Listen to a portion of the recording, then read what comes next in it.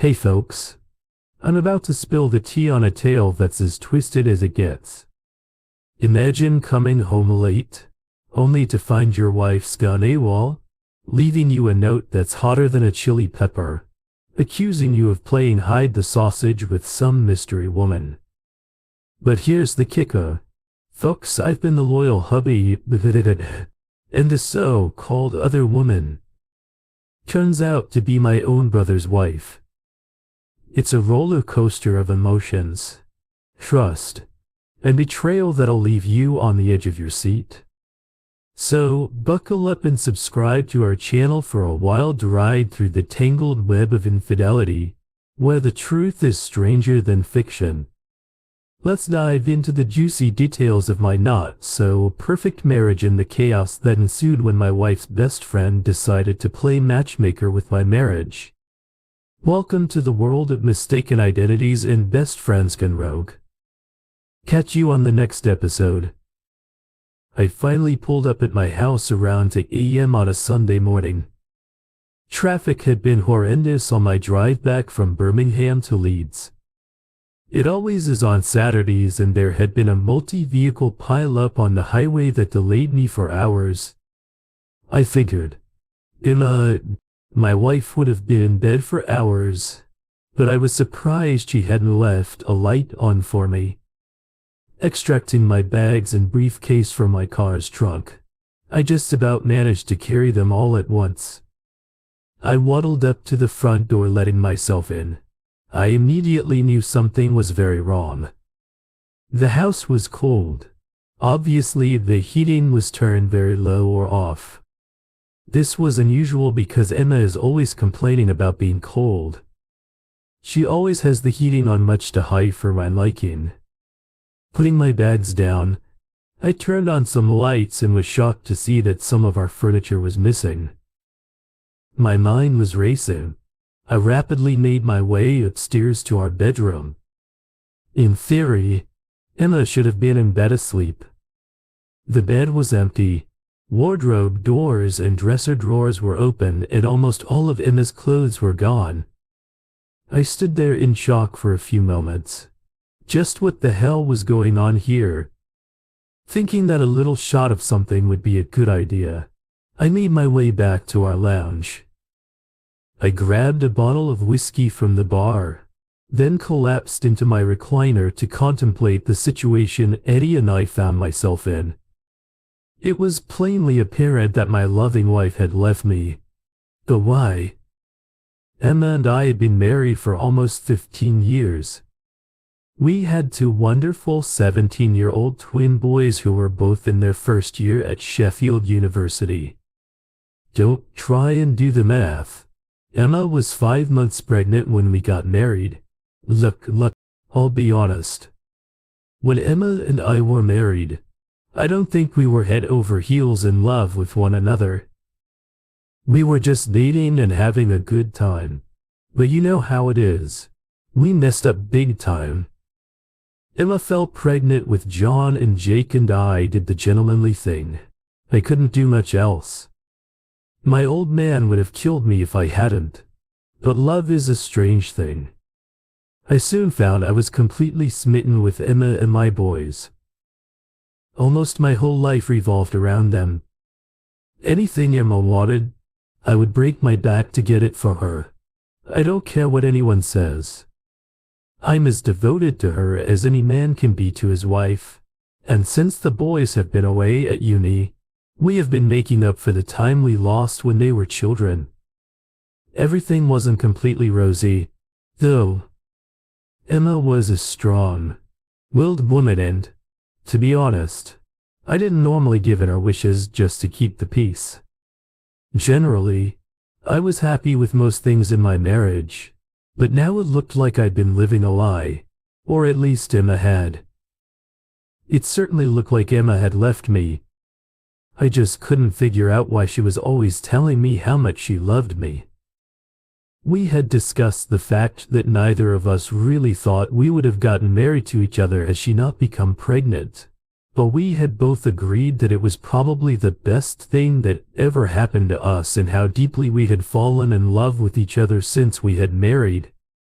It looked to me like someone had maybe had second thoughts. Damn, my emotions took command. I suddenly got angry and jumped up to pace the room. Then I stormed out into the back garden to light up my pipe. Emma doesn't like the smell of my pipe tobacco in the house, so I always go outside to smoke. I was out there for 10 minutes before I realized that Emma wasn't there to complain, and it looked like she wouldn't be in the future still. For some reason, I finished my pipe outside. As I came back through the back door, I noticed the letter lying on the kitchen table. For a moment I stared at it. Alex. It said on the envelope it was certainly from Emma, and when she wrote it she had been annoyed with me. The only time she ever calls me Alex is when she is upset with me. I sat down at the table, picked the envelope up and turned it over in my hands. I don't think I really wanted to open it. I knew I wasn't going to like whatever was written inside. Slowly I tore the envelope open, then unfolded the letter that was inside. You bastard. You lying, cheating, self-centered bastard.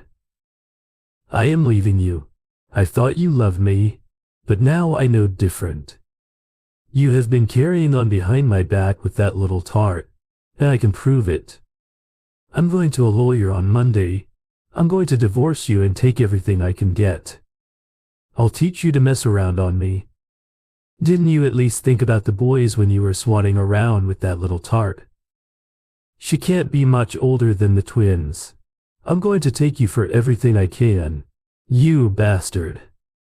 So you had better look for somewhere else to live, as you won't be able to keep the house when I finished with you.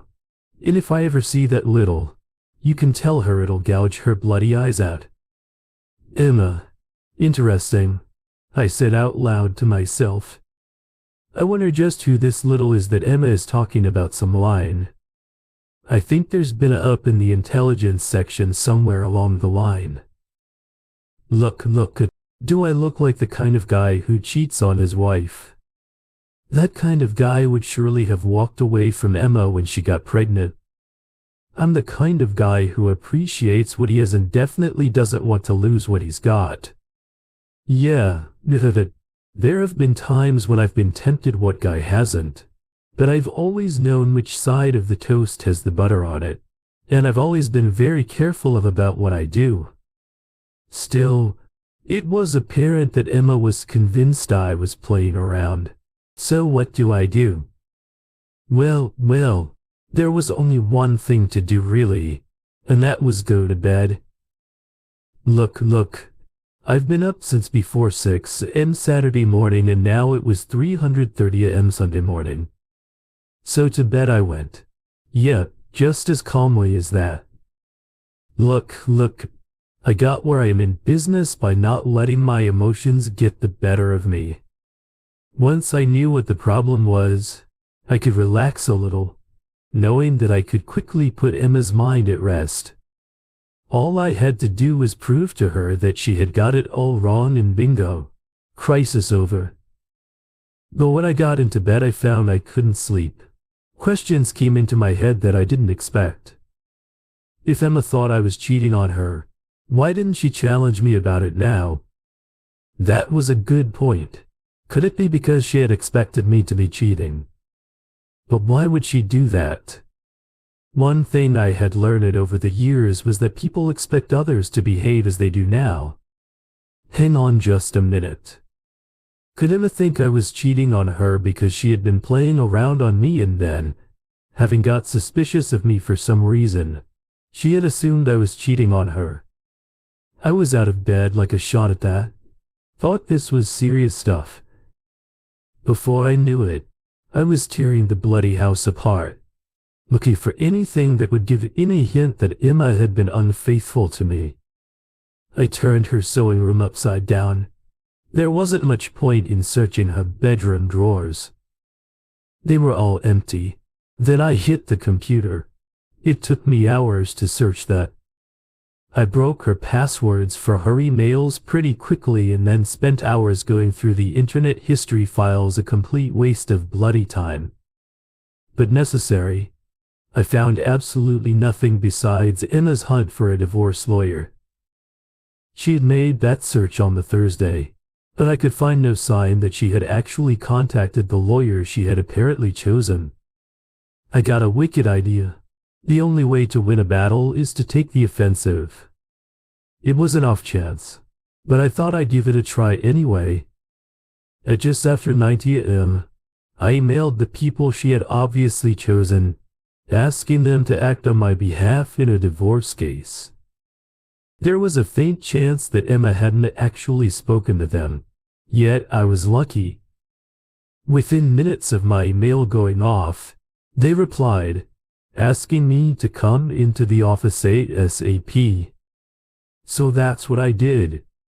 Just after 10 a.m. on the Sunday morning, I handed Sarah Collins a check, and she was from that moment on my lawyer. Emma couldn't have realized that some lawyers work on Sundays.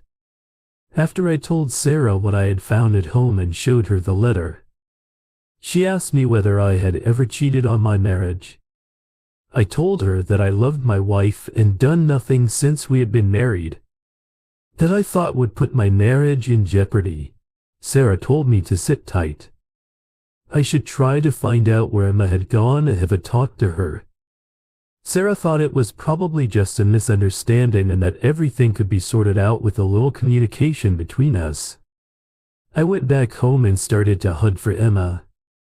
I called her parents and brother, but they both said they had not heard from her and she wasn't with them. Apparently she hadn't told them anything. The same went for her sister, but I had figured she lived much too far away for Emma to have gone there.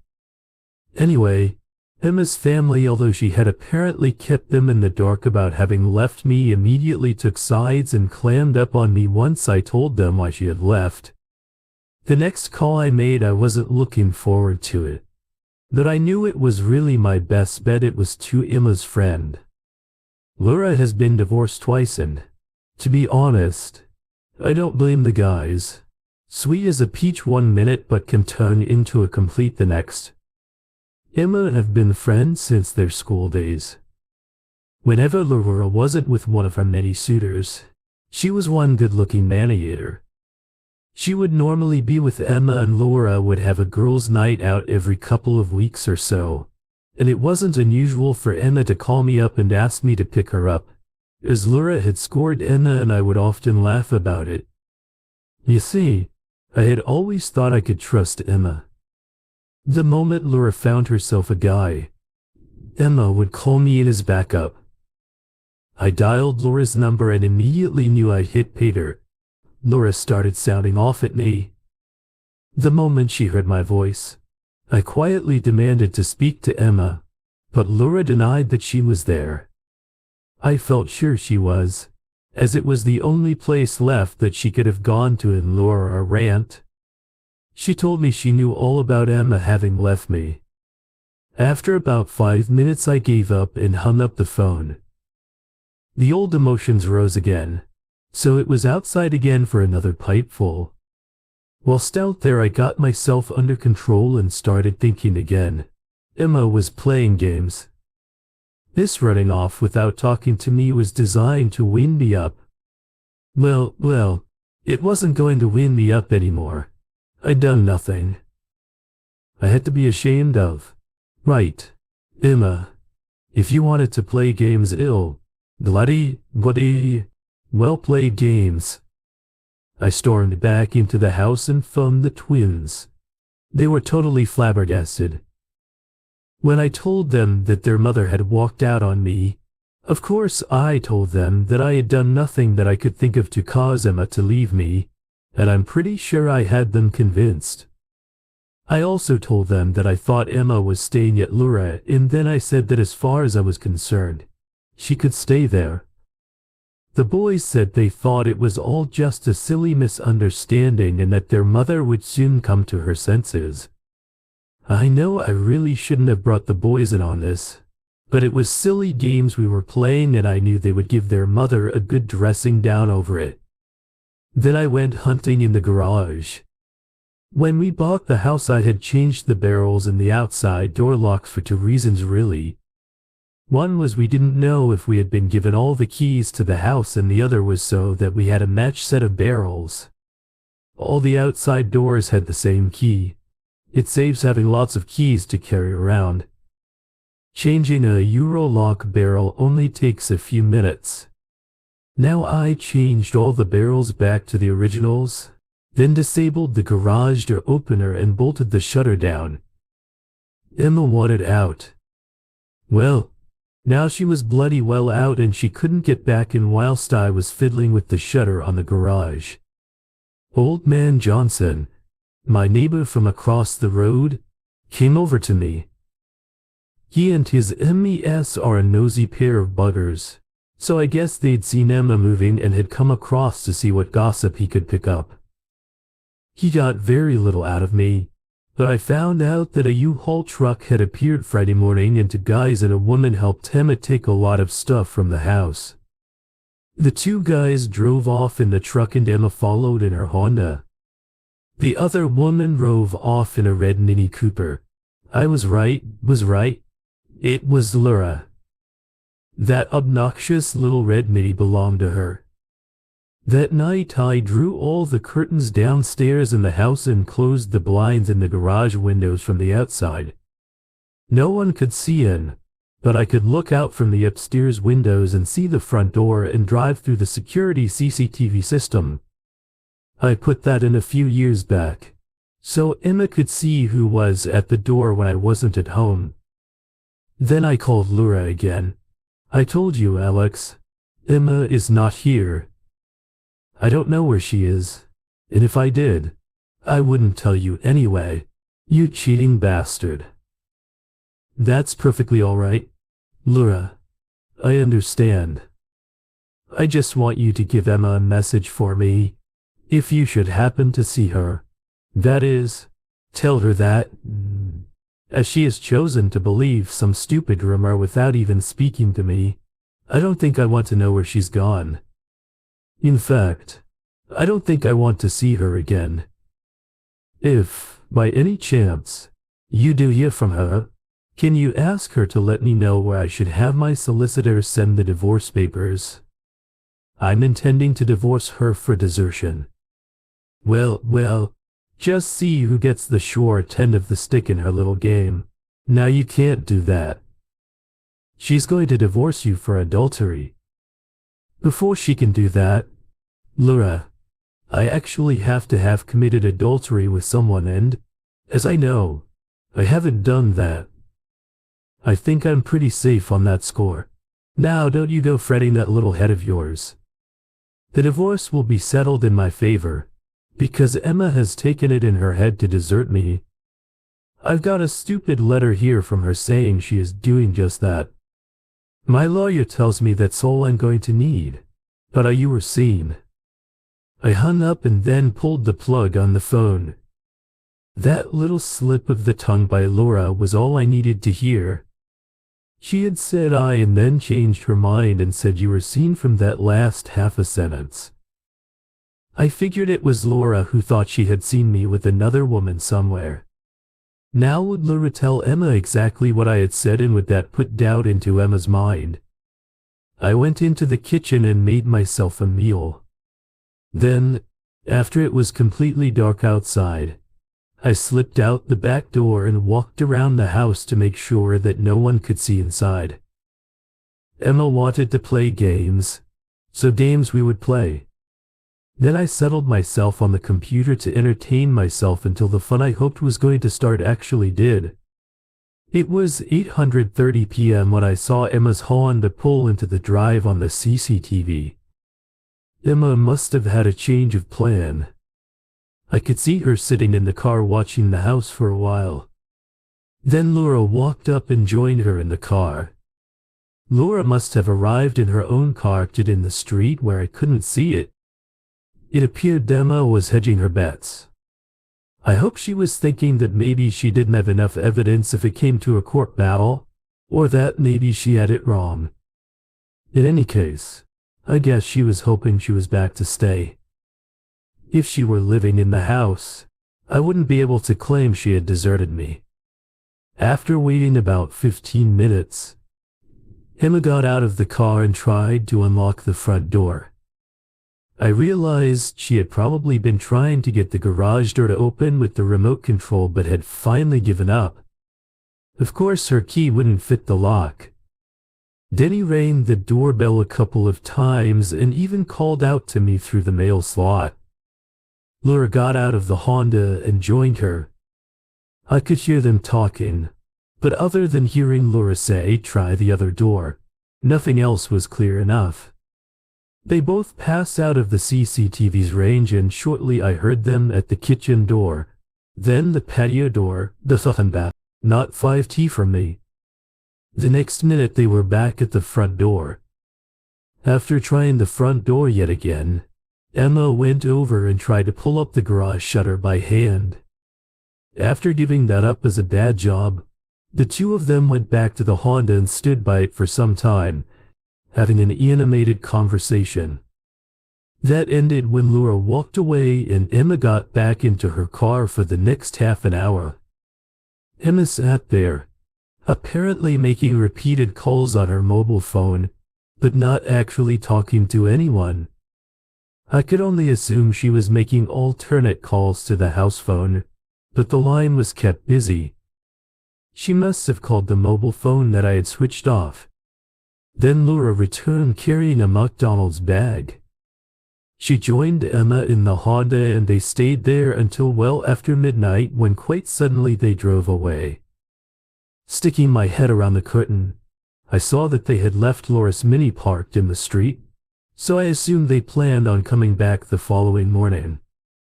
All day Monday they sat out there in the drive, with Laura making numerous trips to McDonald's, which is not too far away. Once again they left just after midnight, but this time they took Laura's car as well. I assumed that Laura needed it to get to work. The following morning I was up and out of the house very early on the Tuesday. Just in case Emma turned up again, I went out to the motorway service area, where I got myself a questionable breakfast. Then I sat reading the daily papers until it was time for me to go to work. Unusually for me, I was the first one in that morning. I figured the game would come to an end today. Emma was bound to call me at the office, but I figured I'd get some payback for her giving me the fright she'd had on the Friday night. Sure enough, at 9:05, my phone rang. "Alex, where the hell have you been?" Emma demanded. "I've been trying to get into the house all weekend." This verbal attack upset me again. To be honest, I was expecting a very contrite Emma that morning. "I wouldn't suggest you try to get into the house again. Emma, you don't live there anymore. Remember, and as the house is much too big for me alone, I've rented it out." I lied, of course, but it had the desired effect. Emma went loopy. "Are you mad? You can't have rented it out. Why the hell would you do that now?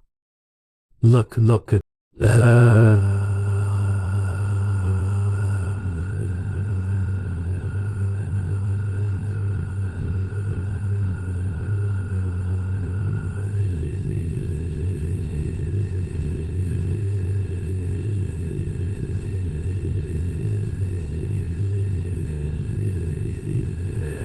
We've got a very expensive court battle coming up.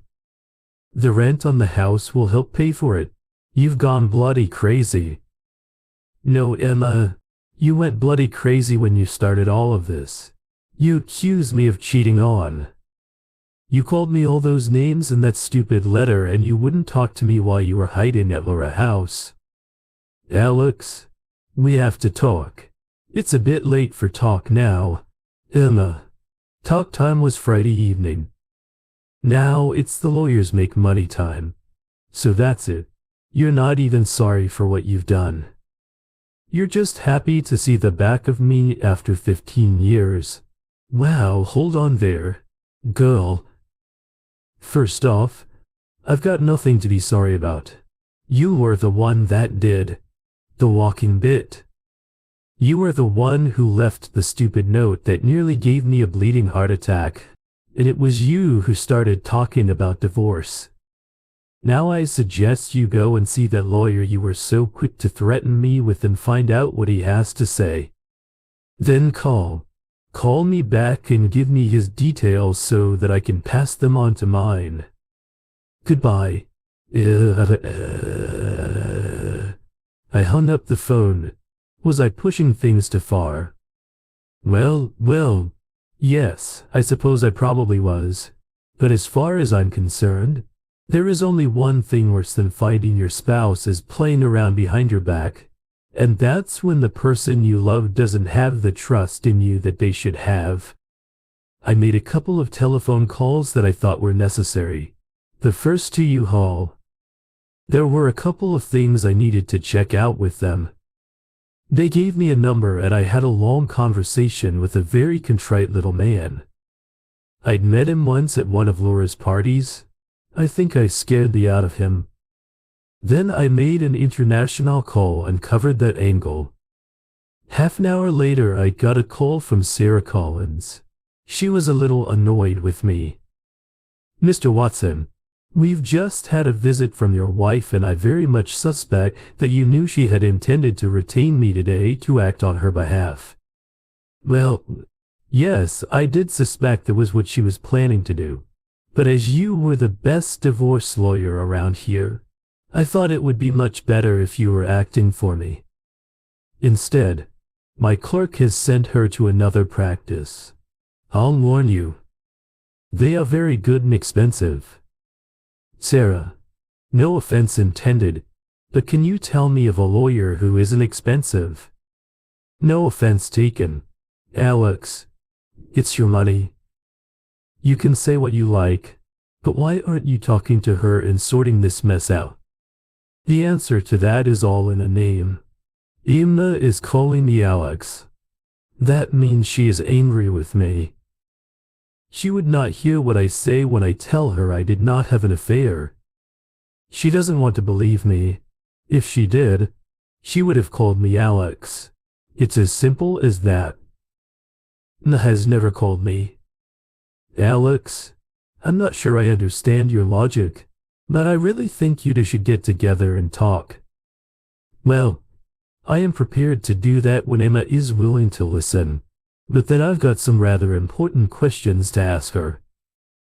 If I don't get the answers I want, you will be handling our divorce course anyway. Alex, do you have reason to believe your wife has been unfaithful to you or something? Not really, but she appears to have been pretty quick to believe that I would be. I've always found that people expect others to behave as they do themselves. I just got to thinking, has Emma been as faithful to me as she expects me to be to her? She appears to be condemning me very quickly. I think I see your logic now, but it's not one I've come across before. Well, we will see what happens, shall we? I'll call you later, Sarah.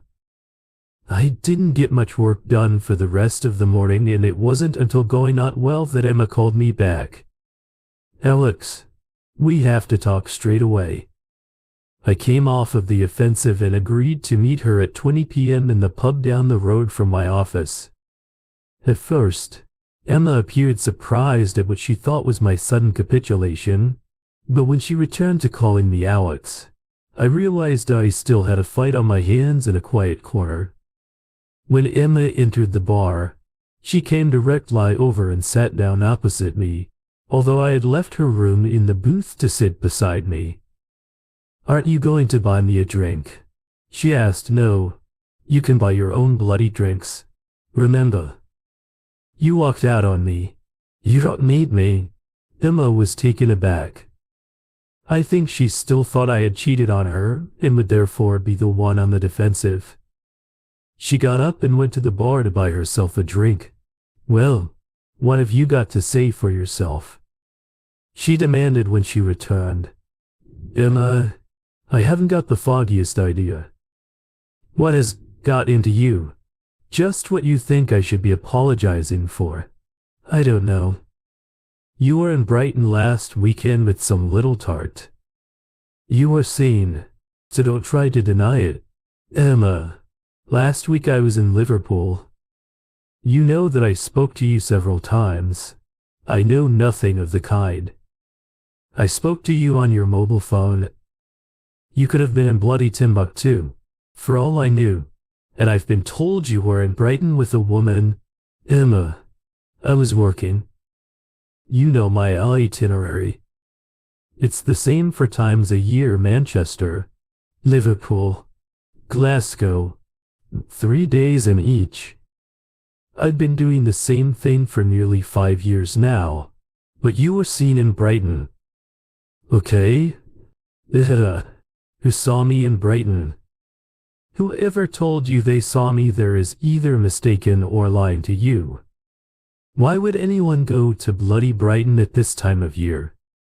Anyway, it must be bleeding freezing up on that coast at this time of year to see the lights.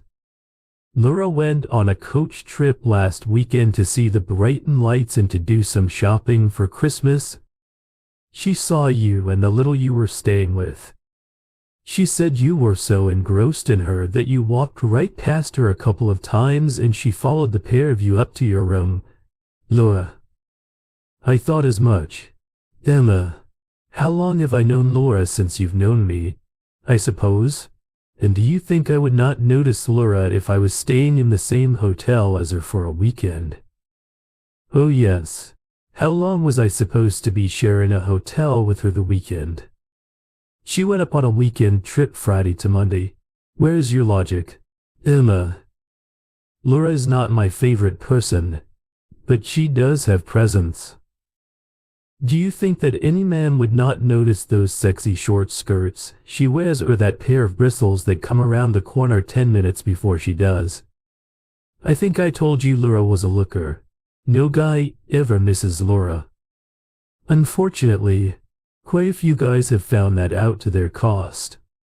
Emma looked slightly confused. I think the argument was about over and she was about to capitulate and start apologizing, when the door flew open and Laura street rode into the bar. She made a beeline for our booth and then, to my surprise, plunked herself in the seat next to me, trapping me in with a look of triumph on her face. She produced a small folder of the type they put photographic prints in. Right, you bastard. Explain this away, she demanded, as she pulled a print out of the folder and shoved it under my nose. I did a quick double take on the print and then started smiling. I took the print from Laura's hand and turned it towards Emma. Oh, didn't you recognize me? Emma. Isn't that kind of funny? Look. Emma. Laura has taken some nice photos of Ming. I hope you took some of my brother as well. Laura. Do you know? Laura. I really didn't know they were in the country. Did you? I suppose their ship must have docked in Southampton and Phil must have taken Ming up to see the Brighton lights as well. You know their ship normally docks in Amsterdam. My twin brother is married to Ming, a beautiful little Chinese girl. He met in Singapore some years ago. They live on a container ship where he holds the post of first mate. The ship spends so little time in port that a lot of the married members of the crew have their spouses with them. Oh, and by the way, my brother and I are identical twins, just like my daughters.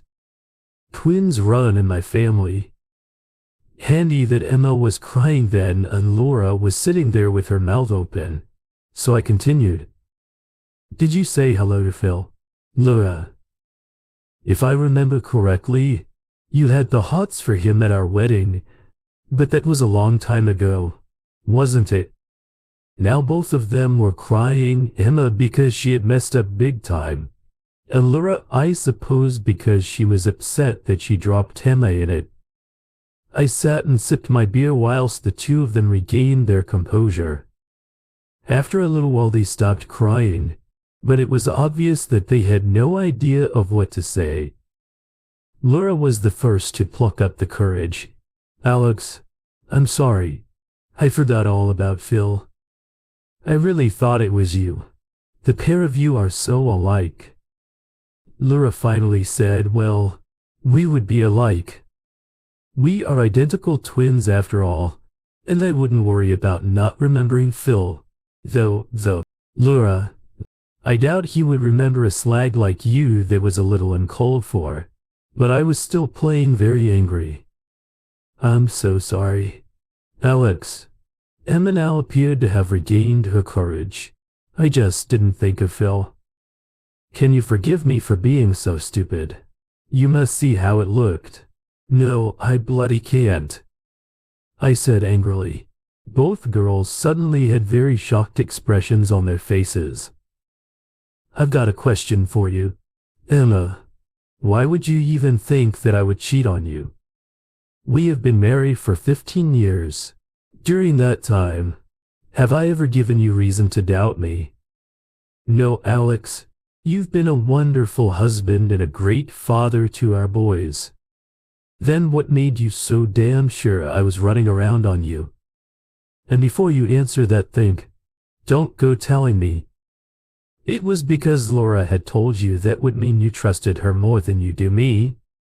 I was your husband, the guy who has clothed you and fed you for the last 15 years, the guy who came running to find you when your so-called friend here found herself a stud for the evening on your night outs together, which I have never objected to. By the way, Emma sat there and stared at me. Obviously, she'd taken in my warning and was thinking before she spoke. I waited for a little while before I continued again. Why were you in such a hurry to believe I would cheat on you? Could it be because you have been getting up to things you shouldn't behind my back in the past? You know, people tend to assume that others will behave as they do themselves. You see, the idea had never struck me in the past. I might be dumb or something, but it never dawned on me that you would cheat on me when you were out with this, because I could never imagine myself cheating on you. So I always believed you wouldn't cheat on me either. But you've moved the goalpost.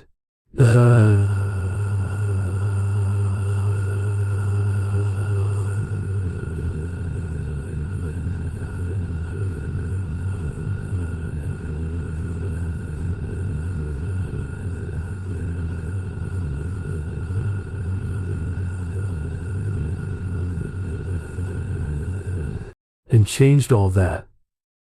Now I'm thinking I was being bloody naive, without a second thought.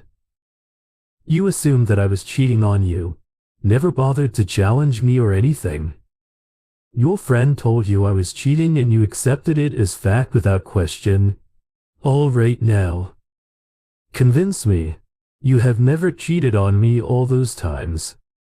You came home at 2 or 3 in the morning and the times you stayed over at Laura's place come to that. What did you get up to whilst I was away? Oh God, Alex, I've never cheated on you.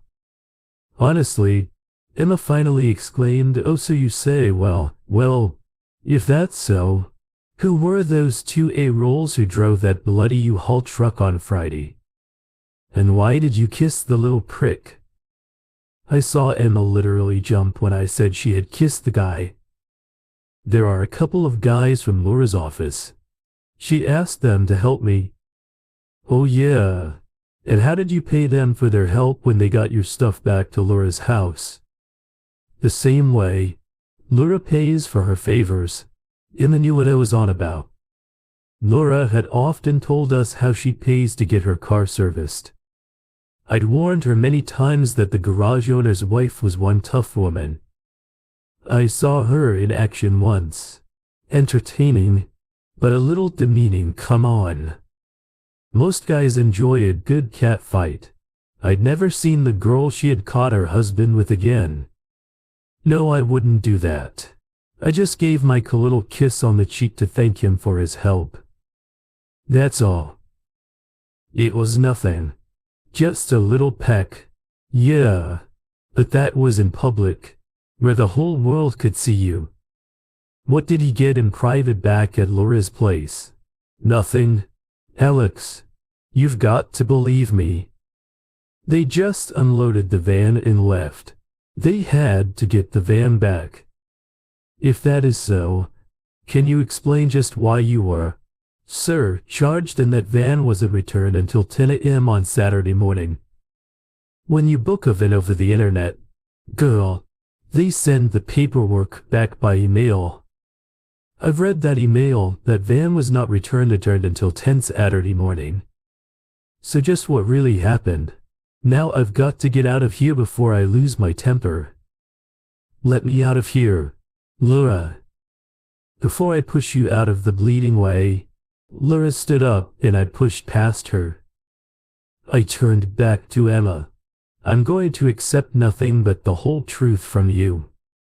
I've got plenty of friends out there who go to those same clubs you and they here have been going to. You had better decide very quickly whether you wish to try and save our marriage at the moment. I don't give a damn either way, but if someone comes up with any stories about what you have been up to in the last few years, you had better make sure you have told me about it first. Be at the house at 8 tonight. I'll give you an hour to explain anything you need to. Then I walked out of the bar. Look, I'm not Ed and I don't think Emma is really, although I had never asked them to. My friends had always kept a very good eye on Emma and Laura when they were on their nights out.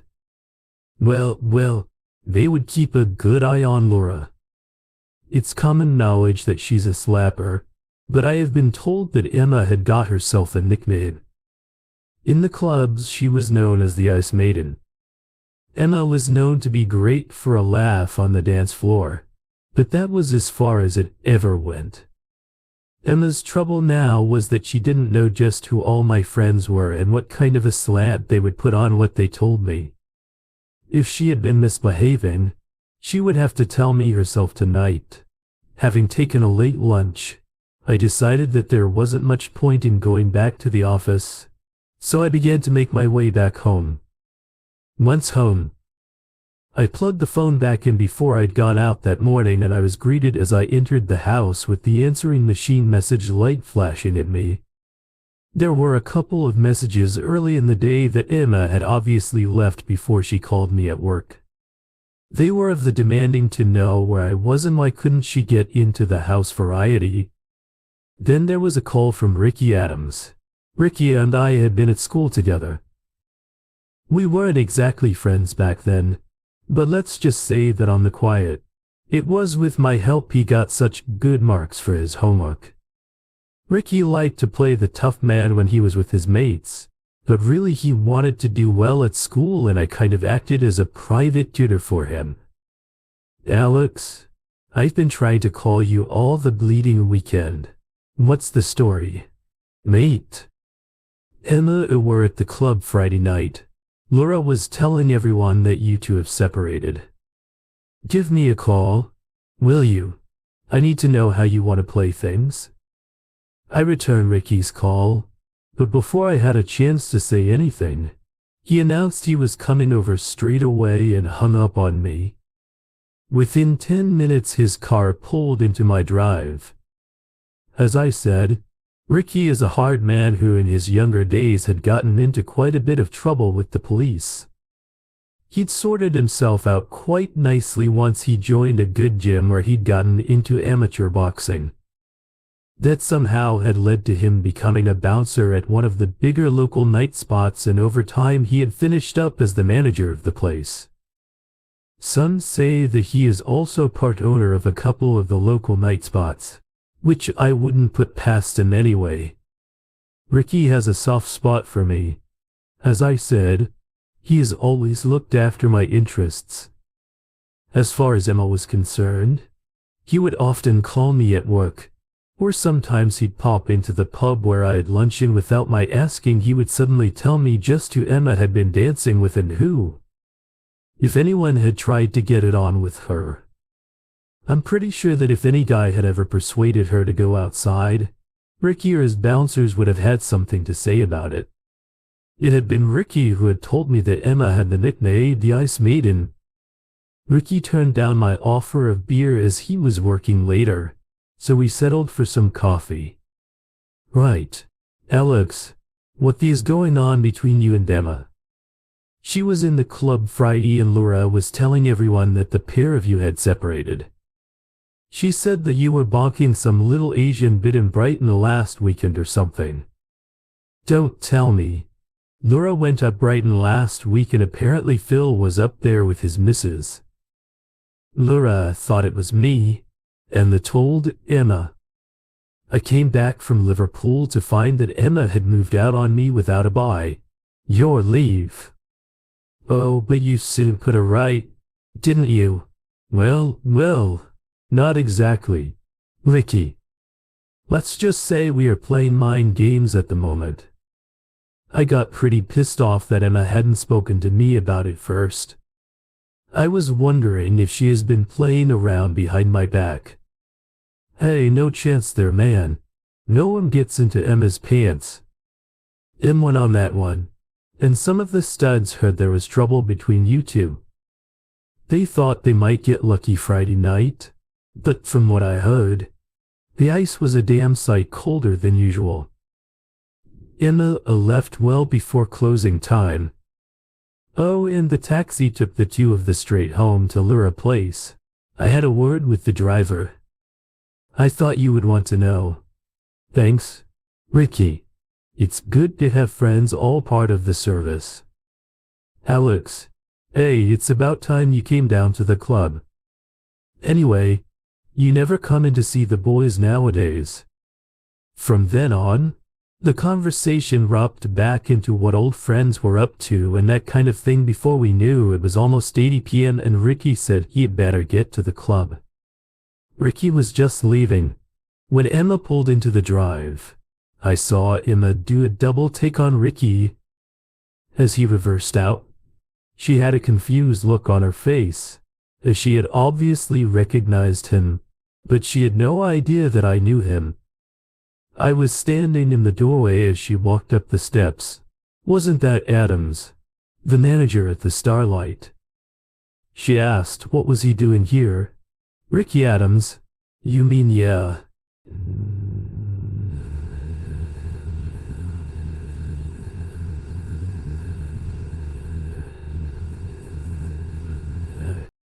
He came around to commiserate with me over our upcoming divorce. Come in and sit in the kitchen. I've got some coffee on the go. I followed Emma into the kitchen and managed to beat her to the coffee pot. This was my house now and I'd pour the bloody coffee. Look, Alex, this is silly. I realize you're annoyed at me, but you're being childish about it. Laura was sure it was you she saw. How was she to know that Phil and me were in the country? What else would you have thought in my situation? I would have thought that Laura had made a mistake until I had checked up on things myself, but you didn't check up. Did you decide to leave me? Look, Alex, I was wrong. I'll admit that. But why did you lock me out of the house? Because you decided it was no longer your house and left it. When you walked out that door on Friday, you effectively ended our marriage. Don't be silly, Alex. I was angry and I was trying to teach you a lesson. I realized it was a stupid thing to do. Look, I'm sorry and I want to come back home. Well, you made the bed. Now you had better get used to laying on it. You mean you're not going to let me move back in? No, but why not? Because I don't believe you. Or at least I don't trust you. Tell me. When did Laura tell you she had seen Phil in Brighton? Tuesday when she came back. Why do you ask before I spoke to you on the phone that night or after? So on Wednesday, when I called, you knew that Laura thought she had seen me, or rather Phil.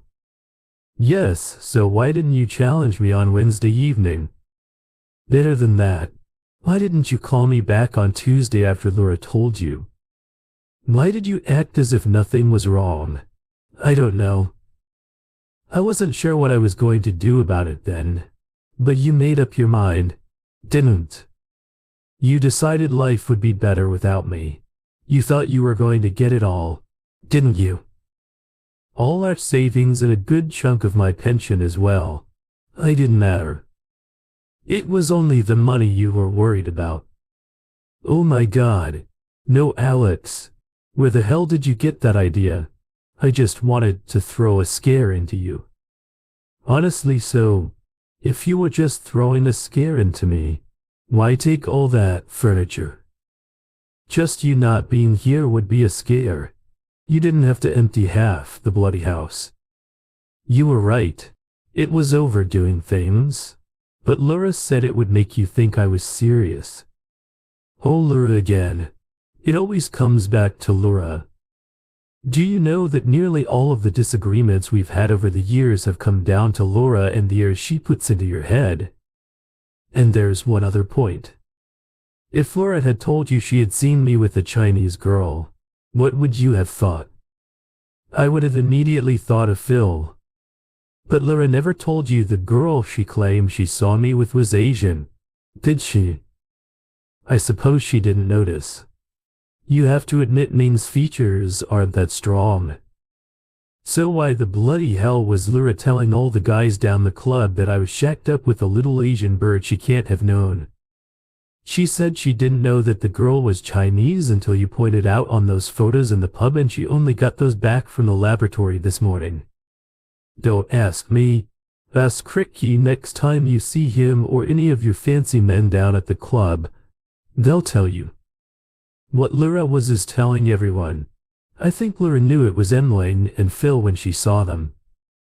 I just can't figure out why she told you she didn't recognize them.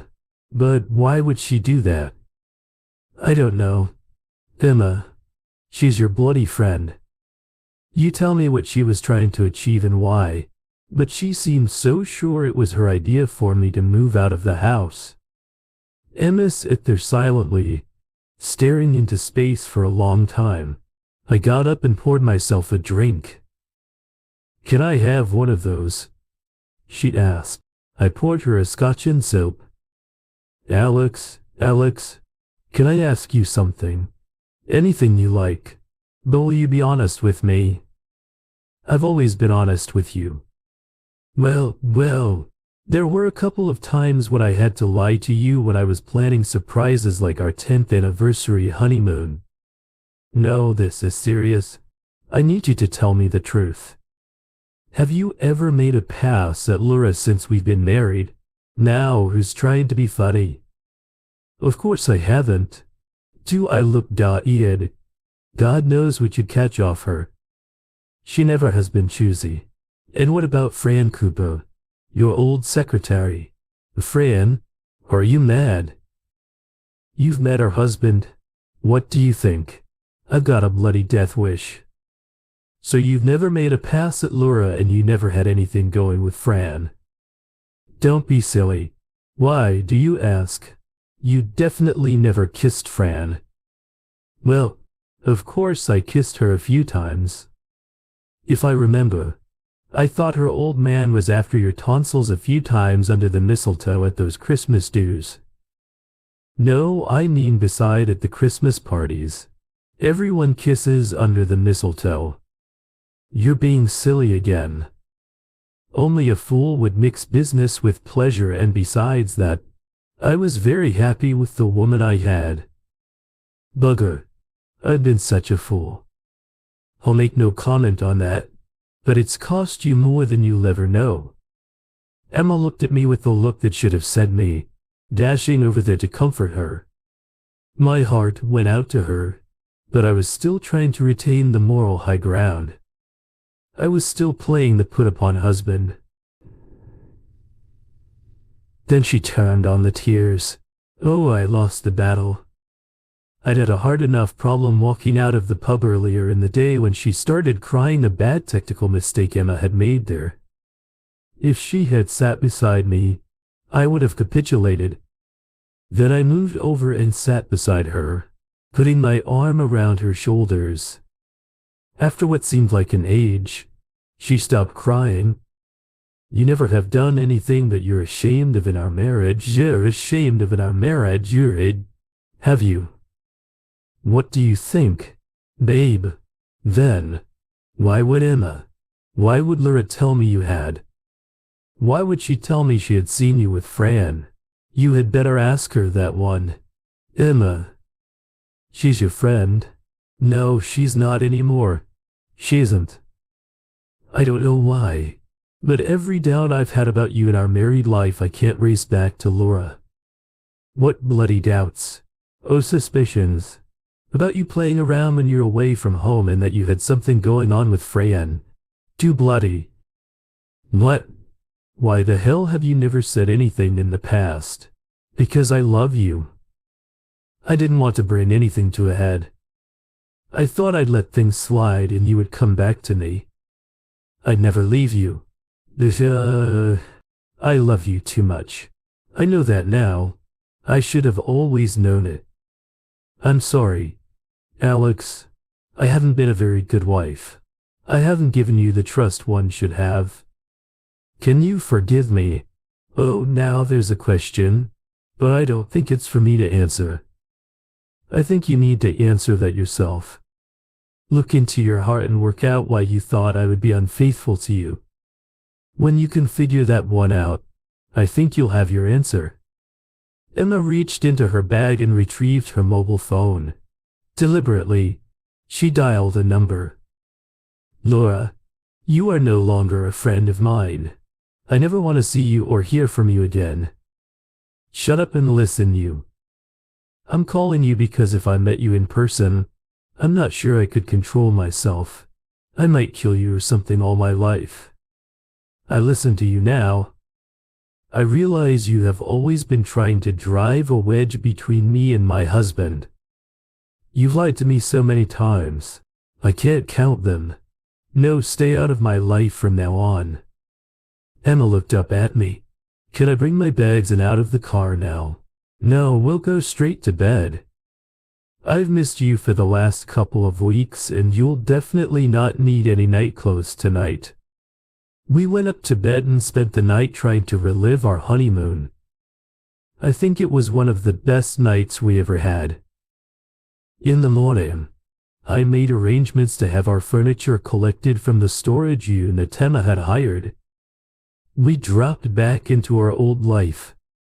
Oh, there were the lawyer's bills to pay, but at least Laura was out of our lives. I think it was worth every penny. It was some time before Emma figured out what Laura's problem was. Emma ran into an old friend one day who told her that before Emma and were married, Laura had told her she had a crush on me and she intended stealing me from Emma. Well, that never happened. I do remember Laura coming on a bit strong, but as I have said, I always figured her to be so I steered clear. Emma and tend to grow old together and we talk about our feelings a lot more nowadays. Oh, I'm a regular at Ricky's club most weeks now, but the ice maid and answers a lot more than I do. As for Laura, I don't think either Emma or I have seen her. Since it was the night of our next anniversary, I'd been away on one of my trips. Emmy attacked me as I entered the front door. She then started dragging me up to the bedroom, discarding her clothes. As she went once in the room, she pushed me down onto the bed and attacked my belt. Within moments she had removed my trousers and underpants whilst I removed my shirt. I must admit that I don't remember her removing my shoes and socks. Maybe she removed them after her lips clamped down on the old John Thomas, but by that time I was beyond caring. I watched her head rise and fall as she tried to force as much of me as possible down her throat. What's the old comment? She could suck a billiard ball down a hose pipe.